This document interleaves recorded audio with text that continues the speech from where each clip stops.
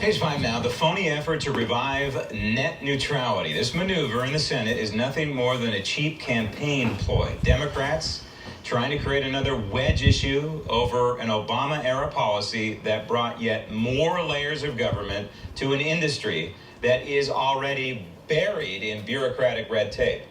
With this vote, Democrats are taking a step to protect consumers from a White House that wants to hike their cost and choke off browsing choice. Why would Speaker Ryan and the Republicans want to stand in the way of democracy? Every Democrat voted on behalf of the American people who've been calling, writing, texting, tweeting, and posting, urging the Senate to pass this resolution and undo the FCC's horrible decision. Of course, it's horrible to people who do not adhere to the free market, right? And allowing consumers to control what carriers do to their content. Net neutrality is simply another Obama disaster that President Trump cleaned up, and they can't stand it. But there's another reason for this charade. Joining me now on the Daily Ledger Page 5 beat, the founder of the American Truth Project and Daily Ledger contributor, Barry Nussbaum.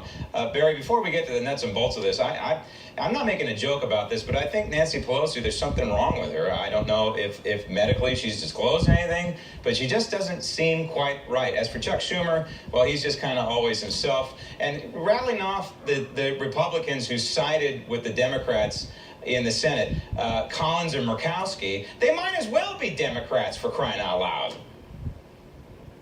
This is an example, Graham, of why the American public is so fed up with politics. They can't discuss the issue without making it all about partisanship. And that's a problem, and that's why the Congress generally rates lower than a used car salesman or the unemployed as far as popularity. You can't figure out the issue because there's so much stuff around it politically. Or TV people. We should throw them in there with the used car dealers. By the way, this is phony. If it even passes the House, which I don't think it will, I don't think Ryan will even bring it up for a vote. But if it did, it lands on the president's desk. Last I checked, the president's Donald Trump, who's the one that approved a Jeep pie at the FCC to get rid of this thing in the first place. So this is just a ploy. And the way I look at the big picture with net neutrality, Barry, is this. If Comcast, for example, is slowing down the signal for Netflix, that's just kind of a simplified way to look at it, the American people, the consumer, will push back and they'll say, hey, Comcast, stop it or we will leave you. Well, that's exactly what they've been doing, Graham.